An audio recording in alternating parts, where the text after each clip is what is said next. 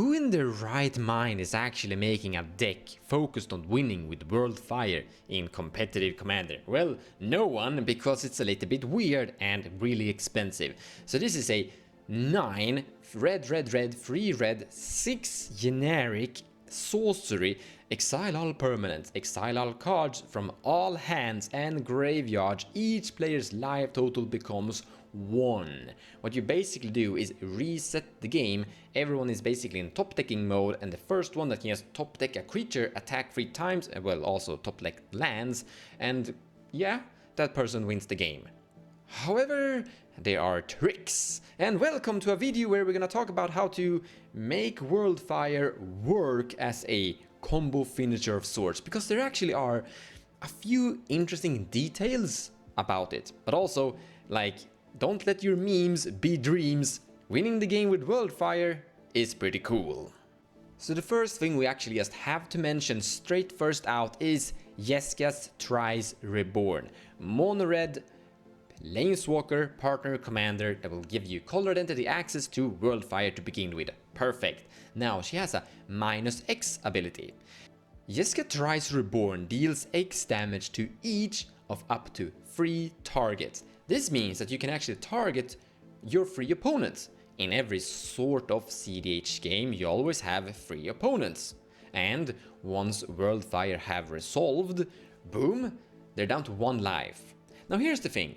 Worldfire will exile all cards from all players' hands and graveyards and board states, so your opponents aren't going to be able to actually interact with a Jeska. So what you need to achieve, and by the way, Jeska is going to be in your command zone, so you're not going to exile your command zone with Worldfire, that would be weird, but you're going to put everyone into 1 life, unable to interact, and cast Jeska after Worldfire have resolved, and boom, win the match. Except that you kinda just need to climb up the first 9 mana and then 3 more, a total of 12 mana. Quite a lot. However, we have tricks. This is Mystic's Mastery, a 4 mana cost sorcery. Exile target card that's an instant or sorcery from your graveyard, like Worldfire. For each card exiled this way, copy it. You may cast a copy without paying its mana cost. This means that if you get your Worldfire into the bin, you can cast it for only 4 mana. Perfect upgrade. Now, with Jeska afterwards, you have to pay 3 more, so that's a total of 7 mana, but that is a big upgrade compared to 12 mana. However, we could potentially overload it. For example, you're casting a bunch of rituals and a bunch of wheel effects, a bunch of discard effects. You're getting a lot of rituals and your Worldfire into your graveyard, and boom, you cast your Worldfire, and you may now layer the spells, or well, the cards, on the stack however you want. So if you have like a few lightning bolts or lightning bolt variations, lightning bolt is just an example here, you can first put Worldfire onto the stack to resolve first. Then all of your copied spells are gonna stay on the stack, they're not gonna disappear. Worldfire is not removing things from the stack. But once Worldfire have resolved, your opponent's hands are gone, and then your lightning bolts and your other versions of lightning bolts are gonna resolve and start killing players. From the overloaded Mystic's Mastery that you can actually achieve with a few rituals here and there. In this situation, you don't need your Jeska partner commander from the command zone to work out. However, if you've actually cast your Mystic's Mastery with a few rituals, the rituals are also going to resolve together with the Worldfire, and with the mana from the rituals, you could recast Jeska after the Worldfire have resolved, and then boom, win the game. So rituals will work perfectly here, achieving the mana you need twice to cast first the overloaded Mystic's Mastery and then cast Jeska afterwards. Another word to mention is instant speed tricks. Here we have Mount Doom with an interesting ability. Mount Doom deals 1 damage to each opponent for 3 mana. Well, 4 mana if you actually count in Mount Doom. The reason this is actually quite interesting is because if you're able to put Mount Doom's ability on the stack, hold priority, and in some form of way be able to cast Worldfire in instant speed. This can be done with something like Emergency Zone or Teferi Time Reveler. Then you put the Worldfire above the Mount Doom. So first Worldfire resolve, removing everyone's hands, and then Mount Doom resolves, killing each opponent. Basically the same strategy, similar to the Jeskas Planeswalker. Mount Doom have a lot of different options, alternatives, like Thermo Alchemist.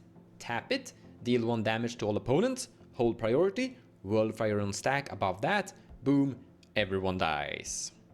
Firebrand Archer won't work though, because once you cast Worldfire, then Firebrand Archer is gonna trigger and the trigger is gonna resolve before the Worldfire. However, if you first cast a spell, random spell, that's gonna generate a trigger from the Firebrand Archer, then if you're still able to hold priority and resolve this in instant speed, then yeah, it will work, but it's a workaround. Why still? Like, why Worldfire to begin with? What's the advantage here? It's just expensive. A lot of the cards we've currently looked at are mostly red. Red Rituals, red Mystics Mastery, red Commander, Jeskas Reborn. Everything here is red. The competition against Worldfire is basically peering to the abyss, which is better, like drawing half your entire deck is going to win the game, and this is cheaper, so huge upgrade. The other option is Adnos. Cheaper, lot cheaper. However, they're both black. What if we don't have black? What if we pair up Jeskas with Izzet, just a blue commander? Or Jeskai, blue-white commander? Jeskas could be paired up a lot in different combinations. Or you're looking for a mono-red something form of win con. Like maybe you're not even playing Jeskas, you're playing some strange mono-red and you're looking for a some form of finisher. Then Mystics Mastery will do the job. This is basically a deck that is focused on, in that case, discarding your cards into your graveyard. And here Undual Breach would be very interesting too. But you're looking for more alternatives to Undual Breach, or maybe an Undual Breach finisher. With Mystics Mastery, boom, you're casting everything, and boom, Worldfire together with some form of other setup that we've showcased in the video, and you have the win. So no, this is not great. It's not amazing. It's not gonna take over and be like a go-to combo in general for cEDH decks, so to say. But it is a combo to like consider depending on what form of color identities you're on, and depending on what form of commander you're playing too. But there is a very interesting land, Boseiju who shelters all. Tap it, pay 2 life, add 1 colorless mana to your mana pool. If this mana is spent to cast an instant or sorcery spell, that spell can't be countered by spells or abilities. And once Worldfire resolves, your opponents won't be able to interact.